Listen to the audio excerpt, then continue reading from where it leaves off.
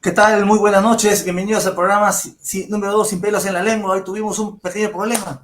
Tenemos que haber salido a las 8 de la noche, pero el tráfico de Lima es insoportable. Es como quien dice la gente, escucha una porquería, parecido al alcalde que tenemos en Lima, ¿no? Pero bueno, estamos aquí.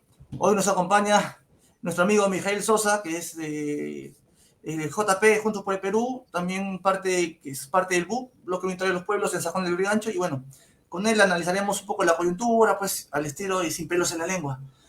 Como punto número 1, en la situación internacional... primero tu saludo, pues, Mijael, discúlpame, que yo hablo y no sé. No hay problema. Buenas noches con todos, atento al diálogo, muy presto para poder polemizar un poco, si nos dará tiempo. Hace mucho que no polemizamos, Ricardo. Por lo general hemos estado al mismo lado de la vereda, pero veremos. No, la idea no es polemizar, no es nunca es mi objetivo. Pero bueno, en el mundo está pasando algo muy candente en África. Dicho sea de paso, en Níger, ¿no? Quisiera transmitir unos breves minutos, un pequeño video para entrar ya en escena, ¿verdad? Hola, ¿cómo andan? Hoy vamos a hablar sobre el golpe de Estado en Níger, un país de África Occidental y que es el más pobre del mundo. En estos días, el golpe de Estado generó un debate a nivel mundial sobre la decadencia de Francia en esa región y su competencia estratégica con Rusia. Así que vamos a intentar aportar algunos elementos para saber bien qué está pasando en ese país. El miércoles 26 de julio, el presidente de Níger, Mohamed Bazoum, fue capturado por la Guardia Presidencial en el Palacio de Gobierno. Los golpistas, que adoptaron el nombre de Consejo Nacional para la Salvaguarda del País, acusaron a Bazoum de ser pro-occidental y pro-francés. Las protestas que se dieron contra el golpe fueron reprimidas, pero también se dieron manifestaciones que apoyaron a los golpistas, que incendiaron sedes del Partido Nigerino por la Democracia y el Socialismo y asaltaron la embajada francesa. Las Fuerzas Armadas eligieron como líder al general Chiani, y la mayoría de los partidos políticos no se opusieron. Francia y Estados Unidos condenaron el golpe, mientras ECOWAS, la CEDEAO y la Unión Africana dieron un ultimátum de 2 semanas a los golpistas para devolver el poder, amenazando con intervenir militarmente. A esto, el gobierno golpista respondió con la suspensión de las exportaciones de uranio a Francia. Durante el lunes, las juntas militares de Malí y Burkina Faso anunciaron que cualquier intervención militar en Níger sería vista como un ataque a ellos también y responderían en cualquier caso. Avertissent que toute intervention militaire contre le Niger s'assimilerait a une déclaration de guerre contre le Burkina Faso et le Mali. Je répète. Pero esta situación no es del todo novedosa.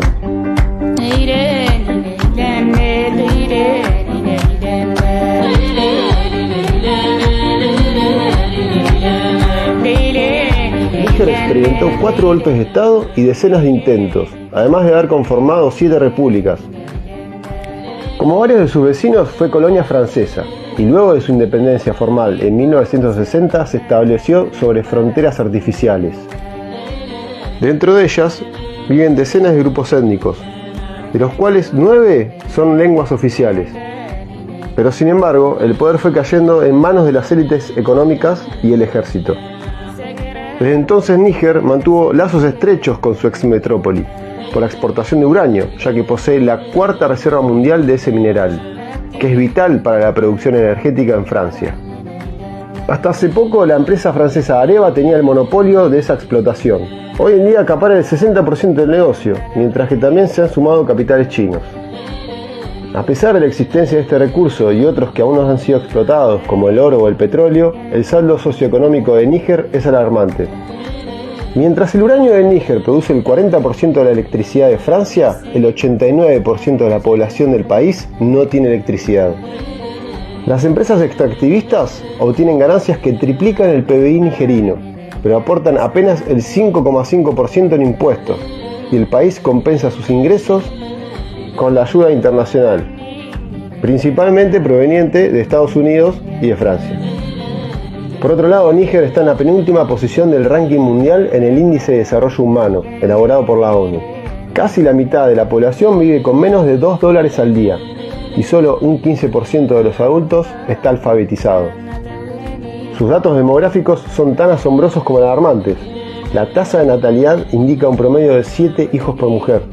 La edad promedio de la población es de menos de 15 años y su esperanza de vida es de 62 años. Se espera que su población se duplique en las próximas décadas. A esto se agrega que el 80% de los 26 millones de nigerinos habitan regiones rurales cada vez más desérticas e improductivas y dependen de esa producción destinada a la subsistencia. Su ubicación geográfica, en el centro del Sahel, es una región de transición entre el desierto del Sáhara y la sabana, sin salida al mar. Su única región apta para la agricultura está al sur del país y experimenta un acelerado proceso de desertificación. Sin ir más lejos, el lago Chad redujo su superficie de 22.000 km² a solo 300 en 50 años, una consecuencia directa de la crisis climática que afecta a los pueblos que dependen de sus recursos para sobrevivir, generando competencia armada por su control. Por otro lado, Francia financió a los gobiernos nigerinos para frenar a los migrantes africanos, que intentaban llegar al Mediterráneo atravesando el desierto.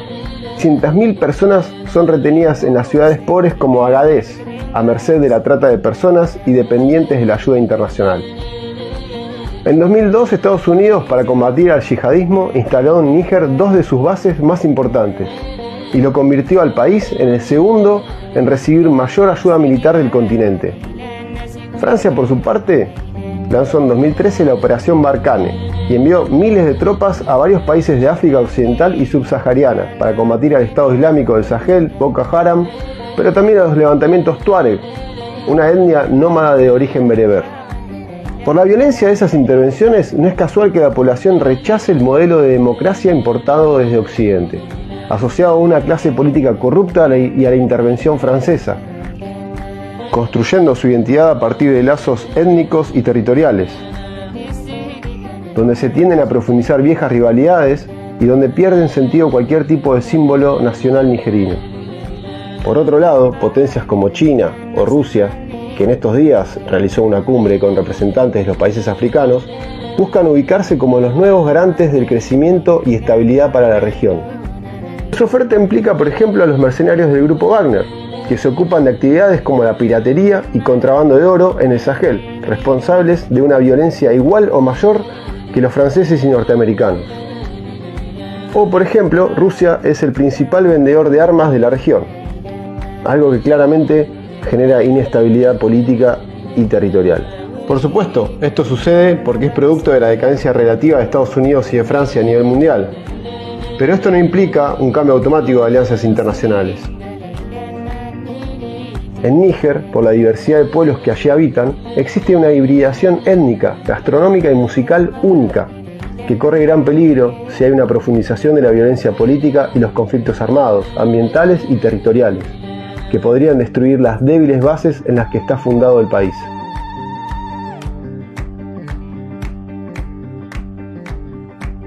Bueno, esperamos que les haya aportado para pensar lo que está pasando en Níger, y si les gustó, compártanlo. Nos vemos en el próximo Desorden Mundial.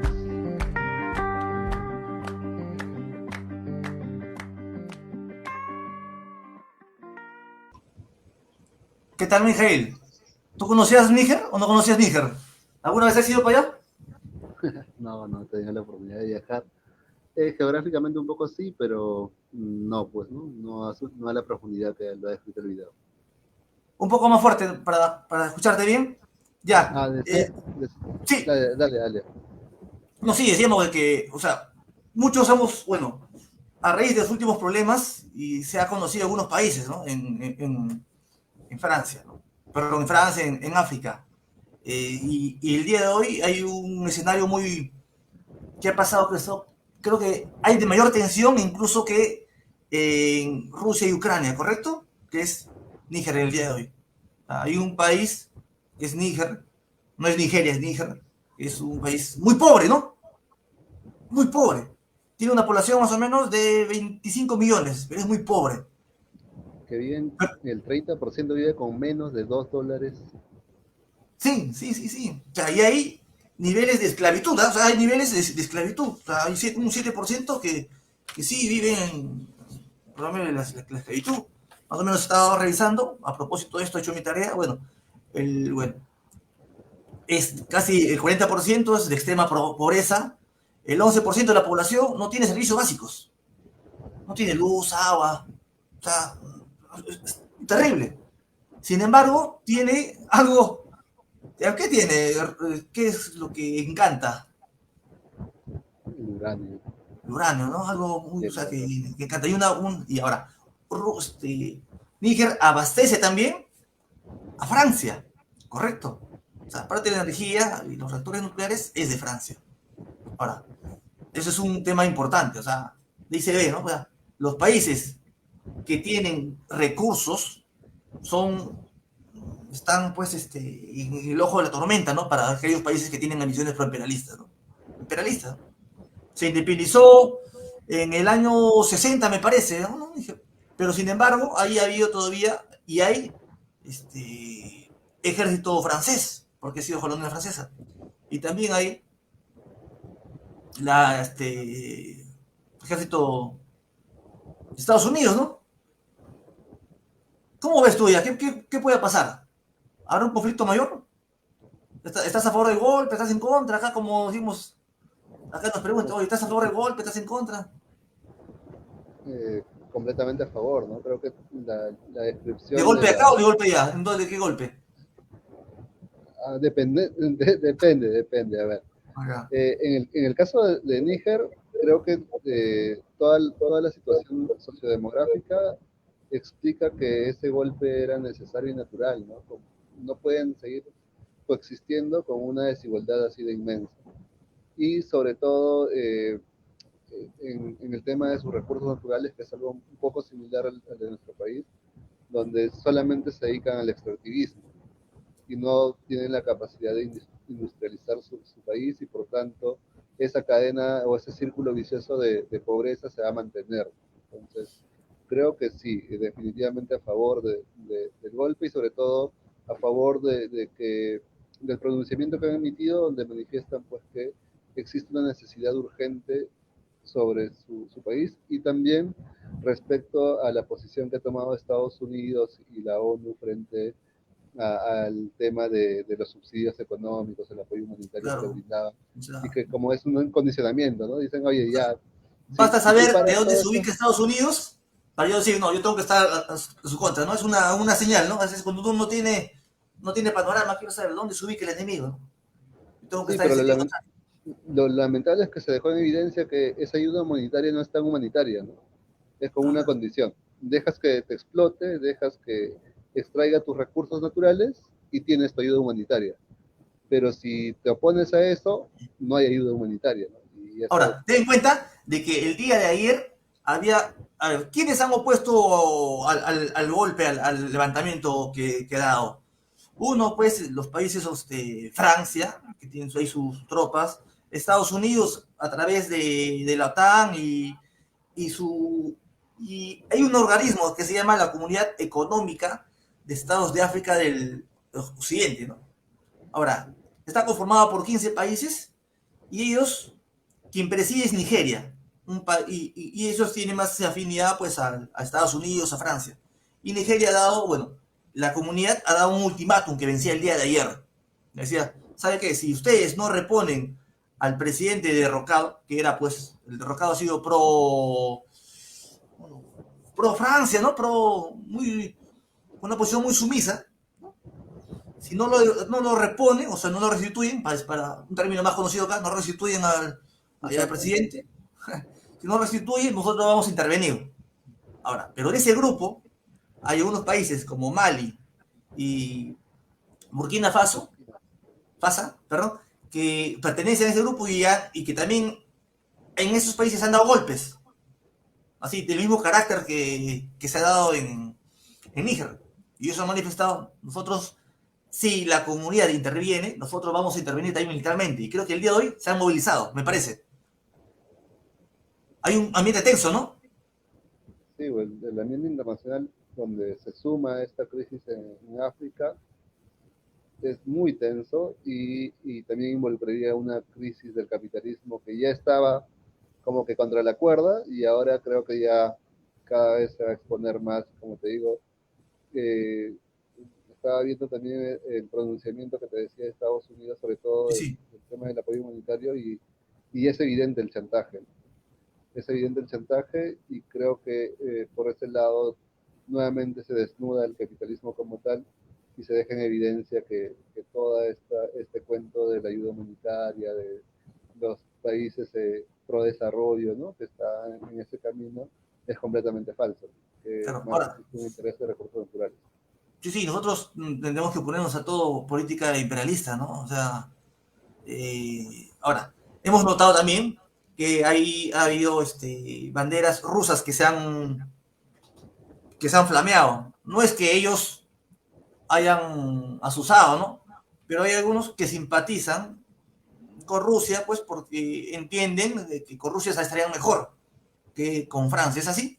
¿Cómo tú lo percibes?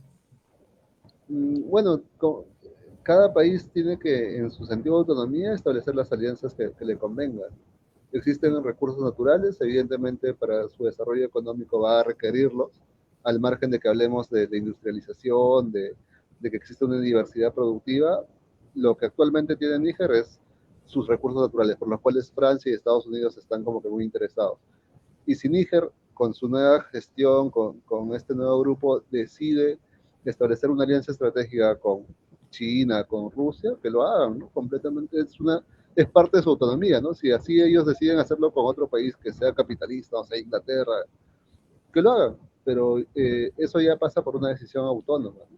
Si existen Claro. condicionamientos de te quito la ayuda humanitaria, etcétera, ya no estamos hablando de respetar la autonomía de un país, ¿no? Y Ahora, sobre todo de sus pueblos. ahora, vale decir que el presidente derrocado ha sido elegido en una en elecciones, no ya ha ganado. O sea, sin embargo, la acción de fuerza que se ha dado el pasado 26 de julio ha sido respaldada por miles en las calles. Miles en las calles han respaldado el golpe, ¿no? O sea, y entienden pues de que con ello este, que viven bajo una suerte de opresión y que hasta el momento no ha habido ningún cambio, ¿no? Pobreza, tienen los recursos. Ahora, lo que me preocupa es, esperemos, de que no haya una invasión militar, ¿no? Porque ya, como te lo han citado, la comunidad económica de Estados de África, del occidente, ha amenazado que tiene que reponerlo, si no va a intervenir. Y como te decía, hoy por la mañana los países de Mali y Burkina Faso han mandado también, han desplegado sus efectivos, su respectivo Fuerza Armada para respaldar ahí. Entonces hay una tensión fuerte, ¿no? Rusia y China están de lejos, ¿no? Pero creo que hoy hubo también enfrentamientos entre este grupo Wagner, bueno, que es afín a Rusia, y otro grupo también paramilitar adverso, ¿no? Entonces ahí está tensa la situación. Esperemos que nosotros queremos que los pueblos resuelvan de forma autónoma, ¿no? Todo ese problema. O sea, ¿crees que haya... ¿Cómo crees que sea el desenlace? Bueno, primero el tema electoral, ¿no? Que la democracia no solamente implica que se vote y que por quien votaste es a quien vas a respaldar durante sus 5, 6, 4 años de gestión, de acuerdo a cómo es cada país. Ahí es algo muy simple, ¿no? El tema electoral es muy emocional, como sucede en nuestro país y como sucede en Alemania, en Dinamarca, etcétera. Las campañas políticas buscan convencer al elector a través de emociones y sobre todo a través de discursos de cambio en caso de que exista cierta precariedad y ciertas necesidades. Y a eso supongo que han apostado y después de cierto tiempo de su gestión, como suele pasar en todas nuestras democracias, existe un desencanto entre lo que se prometió y entre lo que se Ah, va cumpliendo. Y completamente justificado el hecho de que la población le dé la espalda a su exgobernante y apoye este golpe de Estado para que exige reivindicación de derechos, que existe ciertos criterios de equidad e igualdad dentro de sus pueblos. Claro. Esperemos que se resuelva desde un lado de respetar las autonomías.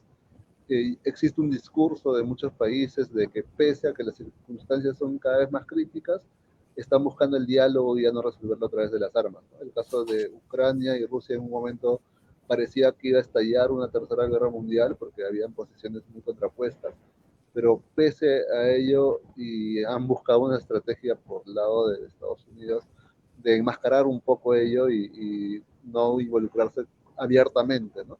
Sino de forma interna desarrollar esas acciones. Supongo que van a tratar de hacer eso, ¿no? Volver a intentar manejar una imagen frente al público mundial, pero por otro lado tratar de minar el poco avance de este golpe de Estado y sobre todo del criterio de equidad, igualdad y el de recuperar sus recursos naturales que está teniendo Níger. Correcto, sí, ¿no? Como tú me decías, ¿no? Es decir, hacemos un llamado a que el pueblo de Níger resuelva de forma soberana su destino, ¿no? No tiene por qué intervenir una potencia extranjera, ¿no? Entonces, mucho más cuando hay acciones que son respaldadas por miles y las masas en las calles, ¿no? Creo que al final son los pueblos los quienes hacen la historia, ¿no? Entonces, tú dabas un ejemplo de Rusia y Ucrania, ¿no? Que si bien es cierto, todavía está ahí, ¿no? Este problema está ahí, pero los efectos todavía lo tenemos, ¿no? Ahora, ya bajando al tema local, ya, ¿cómo ves las luchas? Creo que estamos en una especie de reflujo. ¿Cómo persigues tú? Hace un par de semanas decíamos, puede haber una posibilidad leve de que Dina caiga, ¿no? Esa posibilidad, el día de hoy, ¿cómo tú persigues? Que se mantiene vigente, ¿no? Sobre todo después de los reportes donde se observa que existe una desaceleración económica. No te escucho bien, Ismael. Decía que yo creo que sigue, se mantiene vigente la situación porque de acuerdo a los últimos reportes económicos hay una desaceleración en el crecimiento económico de nuestro país. Y se proyectaba crecer a un 2.5, 2.9%, superando al crecimiento del año pasado, pero ya ahorita algunos reportes nos dicen que vamos a llegar al 1.6. Entonces estamos viendo ahí cierta desaceleración y en algunas regiones se ha visto cierta ya recesión, ¿no? Se ha paralizado el crecimiento. O sea, la economía no anda bien, correcto. No está nada bien y si dentro de la población... Pero, ¿por qué no estamos en las calles? Si no anda bien la economía. Efectivamente, porque el bolsillo está mal, ¿no? Cuando nosotros participábamos de las reuniones de la CENUL, por ejemplo, y se escuchaba la presentación de los compañeros de Puno, de Cusco, uno de los grandes factores que impedía su movilización en masas, como lo hicieron en la primera, segunda oleada, era el factor económico. Y eso se replica en casi todos los hogares actualmente. Esa es, por lo general, cuando existe un crecimiento económico en nuestra sociedad, ese crecimiento económico de lo que se decía que era el chorreo, no llegaba ni siquiera en gotas, ¿no? a los hogares. Cuando hay un crecimiento económico es difícil que un poblador de a pie lo sienta, pero cuando existe esa aceleración, así sea de un 0.1 porcentual, y cuando existe recesión, el primero en sentir ese impacto es el poblador de a pie, el comerciante informal, el vendedor, el obrero, ¿no? Y eso hace que evidentemente no tengas la capacidad de movilización que tenías antes, ¿no? Porque todo implica gastos, el perder un día, 2 días en movilizarte implica ingresos familiares. Claro. Hoy vivimos una situación un poco de que la movilización ha entrado en un proceso de, como dirían algunos términos marxistas, estancamiento, no está estancado, ¿no? Correcto, ya muy bien. Pero hay todavía, a ver, es difícil, hoy, bueno, problemas, lo que tú has comentado, ¿no? Pero sin embargo, hay un elemento que es objetivo, que es que hay una crisis de capitalismo que todavía no se cierra, ¿correcto? Hay una crisis, no se cierra, no estamos en un ciclo ascendente. el modelo neoliberal está haciendo sus estragos y está haciendo agua. Por eso hay un descontento hacia el régimen. Y tres, Dina Boluarte tiene una desaprobación del 85% en promedio, ¿no? Es decir, estos tres elementos, en mi opinión, abonan a que más adelante haya una convulsión social, ¿no? Correcto, eso creo Sí, que está en pie y va a ser así, me parece. completamente de acuerdo, ¿no? Y hay que sumarle la poca eficiencia en la gestión que tiene, ¿no? Al margen Ya, de su postura liberal o neoliberal, de sus grandes directores, sobre todo el sector económico, hay que notar que mucho del presupuesto público se ha estado orientando al Ministerio del Interior y al Ministerio de Defensa, ¿no? Incluso dentro de su mensaje a la nación priorizaba el tema de la seguridad ciudadana como tal, cuando ahorita deberíamos estar pensando en temas de reactivación económica. Entonces, eso luego se le va a indicar, ¿no? El tema de los fenómenos naturales que hemos tenido probablemente se vuelvan a replicar el próximo año y recordemos que las reservas económicas ya no son las mismas que tenía el país, porque ya se gastaron. Entonces estamos en una situación en la que el país necesita invertir y reinvertir, pero estamos viendo que lo que está buscando básicamente desde Palacio, desde la PCM, están buscando más protegerse ellos y proteger su gobierno que pensar a futuro y pensar en salir de este pequeño desaceleramiento económico que estamos viviendo. claro, entonces, si bien es como tú dices, no hay, en este momento las luchas se han estancado, pero eso no implica pues que no hay lucha, ¿no? O sea, así no queramos o no queramos, eso se va a dar, ¿no? Las luchas siempre han habido hace el Sí, transcurso de pero los... la lucha ahorita está en un efecto de repliegue, pero de repliegue y de organización, Correcto, porque correcto. sí es necesario que las organizaciones regresen a consultar a sus bases. Y las bases son, en el caso de las regiones, sí están estructuradas y son amplias, ¿no? Estamos hablando de organizaciones que tienen pues sus sedes regionales, sedes provinciales, sedes distritales, y el convocar a reuniones y asambleas donde puedan llegar a decisiones concretas respecto a acciones, va a tomar tiempo. Entonces yo Correcto. creo que esas decisiones que ha tomado la salud son oportunas y necesarias porque permitan analizar para que luego exista una centralización de fuerzas.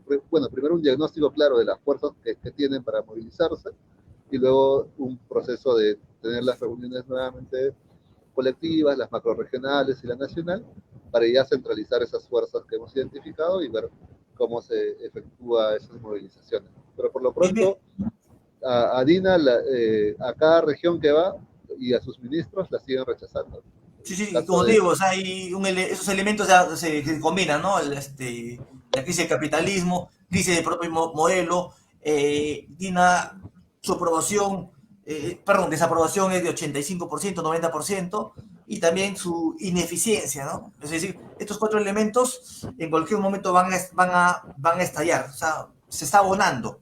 Ahora, y eso probablemente, no sé si, yo no puedo decir que sea mañana, pasado, pero sí, o sea, en cualquier, más adelante eso va a ser un detonante y va a avivar nuevamente las luchas sociales. Eh, pero sin embargo, hoy está ¿dónde está? En Brasil, Chile, ¿no? Con el sí, camarada Lula, ¿no? Muchos decían camarada Lula, y está, ¿no? ¿Qué hace ahí con el camarada Lula? bueno, ¿Lula para es un empezar hoy camarada o día, no? bueno, el tema, como hablábamos sobre la política exterior, es muy complicado. Y a Lula hay que evaluarlo también recordando a Odebrecht, y recordando que Odebrecht era parte de su política expansionista como Brasil, ¿no? O sea, era la carta de presentación de Lula frente a los países latinoamericanos, cada reunión iba junto con el presidente de Odebrecht. No olvidemos esa situación que en Perú fue una corrupción descarada. Pero al margen de eso, más quería centrarme en la forma en la que se fue Dina, ¿no?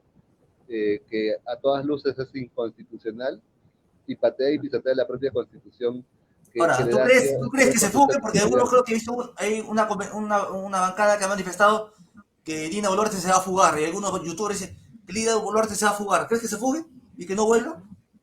No creo, porque por ahora es el títere funcional para este gobierno.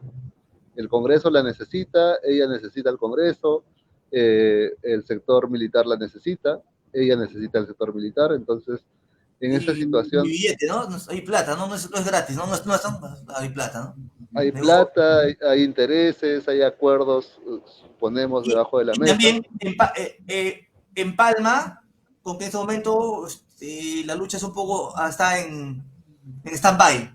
Entonces, por eso yo no creo, en mi opinión, no tiene ningún, no se va a jugar, ¿no? Pero digo, se podría jugar pues si el país estuviera incendiado, ¿no? Como en enero y febrero, ¿no? Ahorita que la lucha está estancada o está en proceso de organización, no veo la necesidad. Pero sí, ahí, eso es lo que viene, ¿no? Sí, y esperemos que también existan canales de protesta frente a este tipo de situación, ¿no? Que por ahora estamos viendo que algunos congresistas están intentando plantear una solicitud de vacancia por ser inconstitucional esta salida del país. Al margen de lo que logren o no, creemos que sí es importante y necesario que ese tipo de cosas se puntualicen y queden en evidencia para la opinión pública. Pero ya, ellos están planteando la vacancia, ¿correcto? Pero ellos nunca lo hemos visto en las movilizaciones, ¿no? Yo también puedo hacer hoy mi vacancia, ¿no? Está, mi vacancia por si acaso. Pero eso no tiene ningún efecto, ¿no? O si te da algún efecto, ¿tú crees tú? Bueno, siempre que asistan a las movilizaciones, siempre que contribuyan al desarrollo del país, al margen de que sea uno o dos, yo creo que sí, ¿no? Por lo menos, pero ya hay situaciones muy descaradas, ¿no? Que dicen por un lado nueva constitución y por otro lado te aprueban un tribunal constitucional completamente fujimorista, que se presta todo Por a ejemplo, todo y que otorga todo el poder al Congreso. el camarada, que es, bueno, que camarada Waldemar, este, que dice, bueno, bueno, que él sigue siendo, bueno, que desde la mesa directiva va a pelear por la Asamblea Constituyente. ¿Crees? Yo digo, pues, o sea, a mí me parece un poco, no sé cómo digo, tonto, ¿no? Pensar que de la mesa directiva vamos a hacer algo por la Asamblea Constituyente. O sea, yo digo, va de la mano con lo de la vacancia, ¿no? Va, ¿no? Desde el Parlamento no vamos a hacer nada. Y mucho menos cuando No, es una minoría. ¿Qué se va a hacer del Parlamento? O sea, igual, yo decía, voy a pelear por la Asamblea Constituyente, ¿no? No sé, ¿no? ¿Crees tú que tenga algún efecto?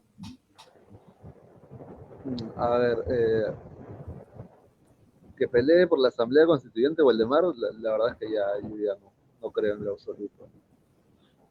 Eh, Nosotros hemos estado siguiendo un poco la forma de votación que tuvieron los congresistas de Perú Libre, sobre todo los congresistas cercanos a Waldemar, ¿no? Los que ahora se quedaron a...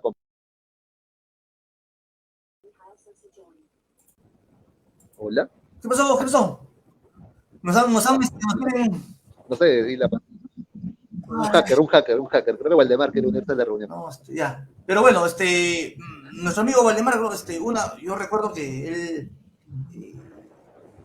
días previos a la vacancia, el 7 de diciembre, él firmó la moción para que Castillo sea citado con eso, ¿no? Y Sí. el día de la famoso 7 de diciembre, él firmó la vacancia, ¿no?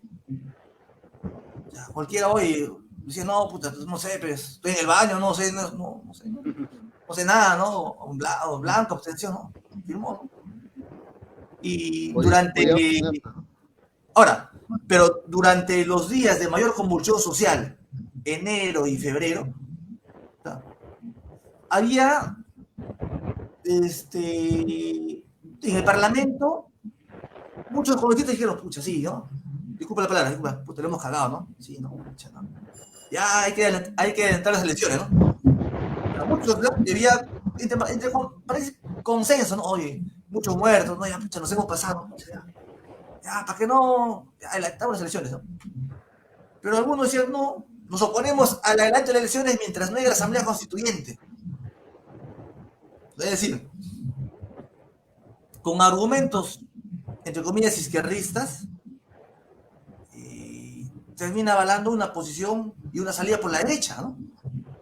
Yo puedo decir, yo me pongo a Dina Boluarte, no, perdón, yo me pongo a las movilizaciones porque no plantean el socialismo. Y mientras no planteen el socialismo, yo no voy a marchar con esa gente, ¿no? Y yo llamo a la gente a que no marche por ellos, porque no plantean el socialismo. Entonces me tiro contra la movilización y paso a la integración y los combato. en mi opinión, creo que tiene el mismo efecto, ¿no? O sea, con argumentos, entre comillas, puros, han terminado, pues, sosteniendo el régimen, ¿no? Porque si eso hubiera sucedido, ya, bueno, el Parlamento le hubiera dado una válvula de escape, ¿no? Ya, bueno, ya, y si hubiera ido elecciones, un adelanto de elecciones, que en mi opinión no hubiera solucionado nada, ¿no? Pero sí hubiera sido una válvula de escape y hubiera tal vez parado que se sigan matando más hermanos, ¿no? Yo creo que la vida de alguien no tiene precio, ¿no? Sí. Entonces, yo coincido eso, no hubiera sido la solución, pero el Parlamento no ha querido darle ninguna salida. ¿O tú qué ves? A ver, ¿O estuvo bien que habían dicho, no, nos oponemos al adelanto de elecciones porque no estaba ahí una urna en la cual nos íbamos a referéndum, ¿no? ¿Tú qué crees? creo, ya Yo tengo mis sospechas, ¿no? sí, ya viéndolo así fríamente, pareciese que hubiese existido todo un cálculo político para justificar esa decisión. Ahora, Tú eres muy calculador de tus palabras, ¿no? Yo sí, no. no, es parte de, porque tampoco podemos afirmar al 100% que Claro, haya sido no. así. No hemos estado en ese momento escuchando a Waldemar en la reunión de cómo votar. No digo por él, digo en general, porque muchos, inclusive Tello, parlamentario Tello, no digo Bolívar, digo en general, ¿no? O sea, Y revisemos a los compañeros de Nuevo Perú también, sí, muchos de ellos, ¿no? que su justificación fue distinta.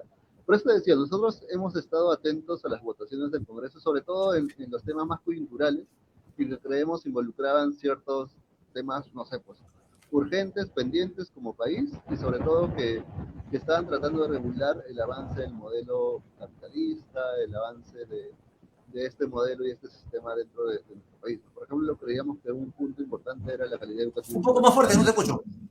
Nosotros, por ejemplo, estábamos atentos a la votación de SUNEDU. No sé Sí. si recuerdan. Claro, Y toda la bancada de Perú Libre votó pues a favor de que restituyan a porque en las las unidas están los Javiares, pues señor. ya, ahí vamos, ¿no? Que había un discurso que ya mucho de su público se lo podía comprar. Luego votaron por el tema del Tribunal Constitucional. Para que Ya fue, no entren los Javiares, pues señor. y luego el defensor del pueblo. Para que los Javiares no pongan su defensor, pues. Señor, ahí está. Ahí está. Y también el tema de las nuevas elecciones. Claro. Ahora, por eso hay que bajarse a los candidatos Javiares, ¿no? Bueno, eso es. Y ahora en este punto, o sea, ya revisando todas esas formas, sobre todo la forma en la que terminaron votando, nos toca una pregunta simple, ¿no? ¿Dónde ubicamos al Perú Libre de Vladimir Cerrón y de Waldemar Cerrón? ¿En la derecha o en la izquierda? Bueno. A ver, yo tengo,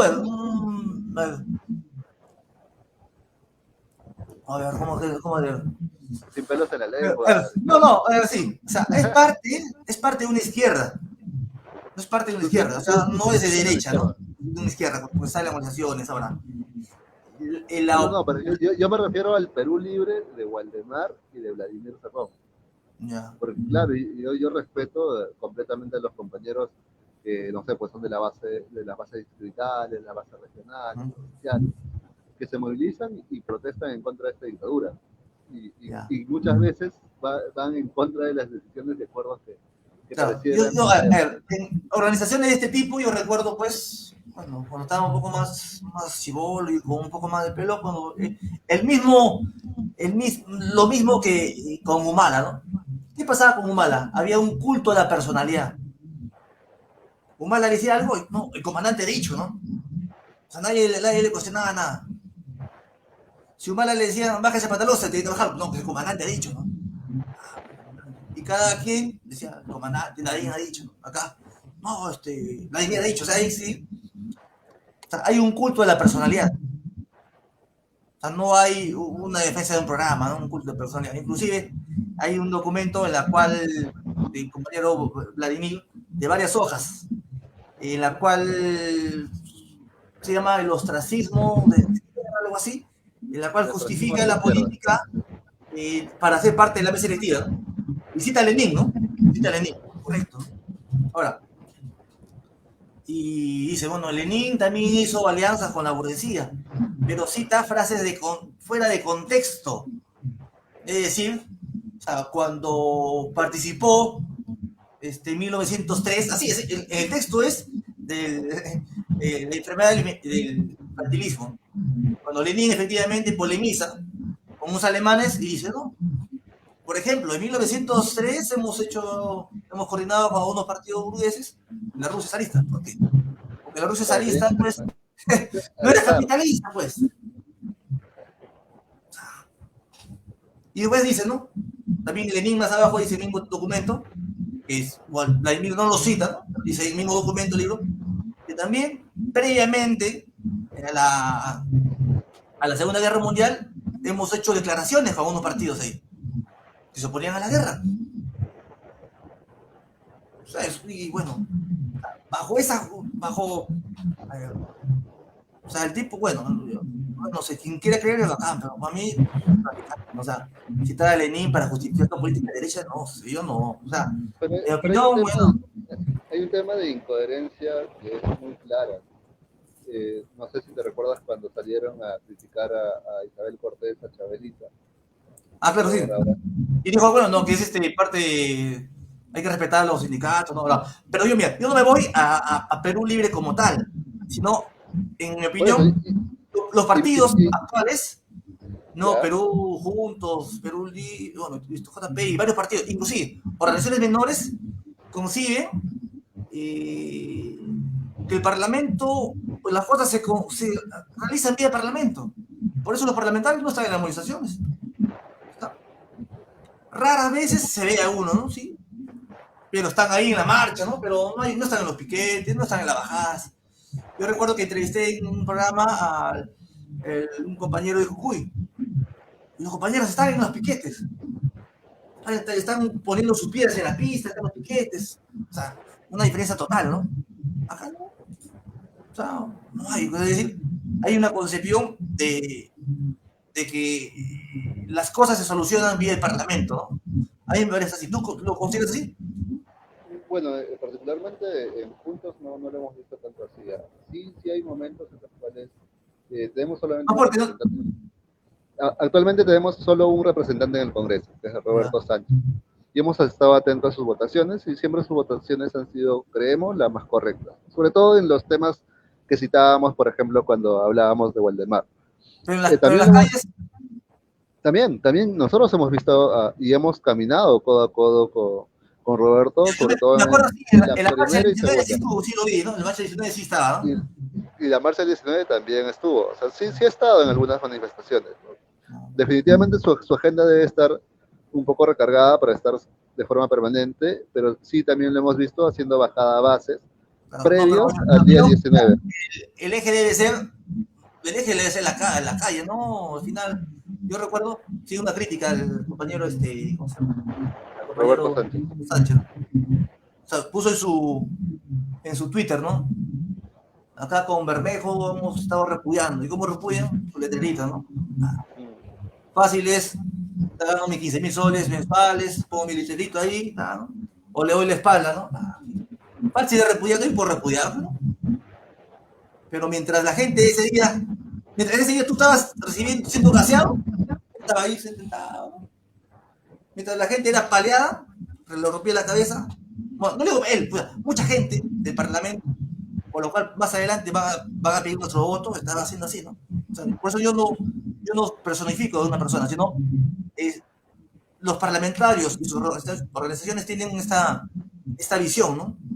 Sí, bueno, el tema no es personal, ¿no? Como te decía, nosotros evaluamos y vemos cuáles son las actitudes que se tienen en el Congreso y creemos que dentro del actual Congreso que tenemos existe por lo menos un comportamiento completamente rescatable, ¿no?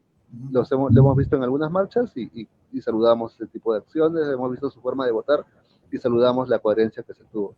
Lo otro, ya yendo un poco a los compañeros de Perú Libre, sobre todo a ese grupo congresal que tienen, es que han ubicado a su partido en la derecha.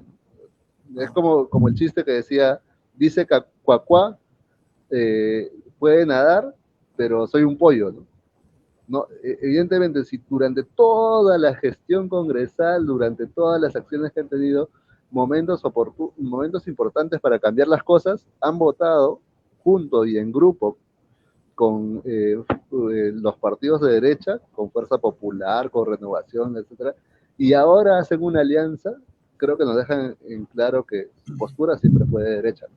Al margen de su voz, creo que esa búsqueda que hacía Keiko diciendo Cerrón, ¿dónde estás?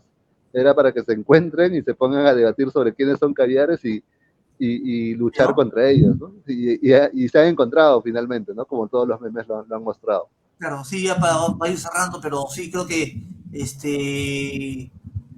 la política es así, ¿no? Ahora, ya vamos, ¿qué escenario se nos viene? O sea, por lo pronto vamos a tener a estos políticos y hay Dina ha manifestado en su mensaje que quieren dar la bicameralidad, ¿correcto? Para tener a estos parlamentarios en el Congreso nuevamente, la bicameralidad. O sea, y todos ahí están ahí felices, ¿no? Los Guido Bellido, yo recuerdo, tenía unos amigos que cuando uno de ellos dije, oye, yo conocí a Bellido, ¿no? Bellido es un oportunista. Oye, ¿cómo hablas así de Bellido? Él ya está su coca, está con su sombrero. Yo lo conocí de la época universitaria. Que casi me pega, ¿no? Bueno, después, cuando estuvieron abrazados con la Marijaren Alba, condecoraron a Merino, ya no dicen nada, ¿no? Es decir, pues hay mucho oportunismo, ¿no? Esperemos de que los partidos abran, pongan cuadros, que pongan cuadros y que sea el eje de la movilización, ¿no? Si no, Sí, vamos a tener problemas. pero también la población es muy sabia, ¿no? Recordemos por ejemplo, hablabas de Humala, hablemos de sus congresistas, que después de 5 años pretendieron postular, ya no a reelegirse, ¿no? Sino postular a las elecciones de 2021, y muchos de ellos ni siquiera alcanzaban 700, Y, 800 y votos. pienso que lo mismo puede suceder con Perú Libre, ¿no? O sea, uno piensa que tiene los votos, ¿no? O sea, los votos los va a tener toda la vida, ¿no? O sea, los Es que votos no ahora son... hablan de su burbuja de poder, ¿no? Ahorita tienen una burbuja, un círculo de amigotes y amigas que les dicen que todo está bien, que el pueblo los acompaña, que sus decisiones son las más Claro, correctas, pero ya de acá, cuando pierdan el poder, yo creo que se ya, van a dar con la pero realidad de que yo considero ahí al respecto, como te digo, si bien es cierto, ellos son una figura visible porque han tenido gran cantidad de parlamentarios, ¿ya? Pero yo consigo de que los partidos piensan así, o sea, los partidos, mucha militancia, una vez tienen esa concepción, ¿no? Su eje es simplemente creen que la salida pasa por las elecciones y poco a poco va a ganar espacio. No, yo veo, así no ha sido en ningún país se ha resuelto así, ni siquiera en Bolivia, ¿no? Que muchos citan a Bolivia. Bolivia ha sido así, producto de la movilización, ¿no? Entonces, estamos más o menos, como quien dice, pendientes, ¿no? Por eso consideramos que la movilización es importante, ¿no? Solamente ella va a poder definir el camino, ¿no? Y bueno, fenómenos como aluvionales se ha tenido, ¿no? Del humanismo, ¿no? ¿Y dónde está su gente? sí, Igual, sí, pienso que. Y lo peor, creo que hay etapas y situaciones que se abren y se cierran, ¿no? Y no son eternas. Si uno participa con una política adecuada, puede sortear la marea. Y si la política no es adecuada, se cierran las etapas, como la que hoy vivimos, ¿no? La situación que tuvimos en enero y febrero es muy importante, ¿no? Y esa situación se ha cerrado y más adelante se va a abrir. La sí, situación con ahorita, la victoria de Humala fue muy importante, ¿no? Y se ha cerrado esa situación.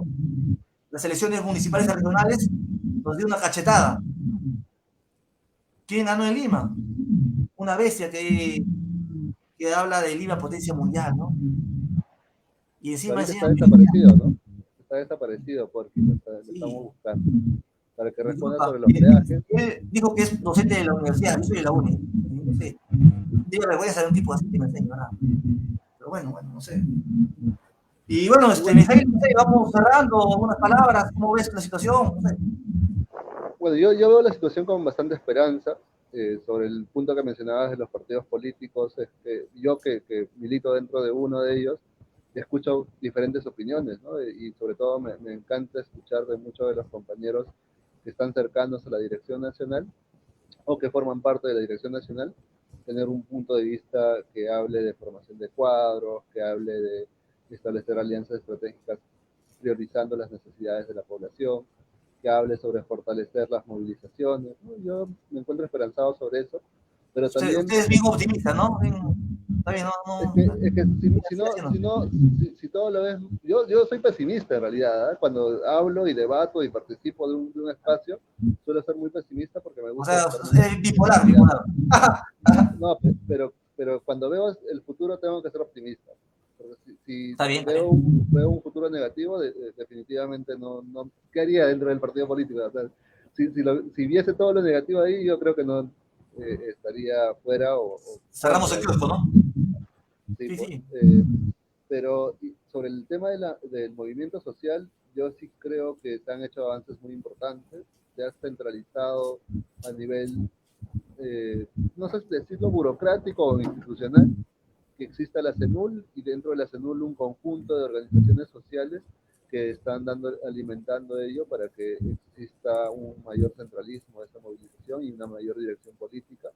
Eso me parece muy bueno y sobre todo que en esta etapa de repliegue se haya priorizado el diálogo con sus bases, el tomar acuerdos con sus bases para repotenciar las acciones que se vienen para los próximos meses. Bien, bien, bien, Miguel. Te agradezco bastante por tu tiempo y pido disculpas a quienes nos están siguiendo o nos verán en la repetición, porque hemos empezado un poco tarde, ¿no? El tráfico de Lima es insoportable. O sea, yo no sé cuándo nos va a convertir en potencia mundial, ¿no? Bueno, no sé. ¿No? Hay que hacer lo que se hace tradicionalmente, ¿no? Si no se cumplen las promesas, se tiene que solicitar la revocatoria y es Sí, algo ¿no? que Sí, no. yo creo que es un camino que nos toca caminar. Nunca lo Bien, hemos bien. hecho, hemos solicitado una revocatoria, pero vamos a hacerlo. Bien, Miguel, te agradezco bastante y ha sido un gusto haber podido compartir la situación internacional, lo que pasa en Francia, acá en Perú, y decir pues de que hay, a pesar de que estamos un repliegue, se está abonando para más adelante salir y golpear a Boluarte, ¿no?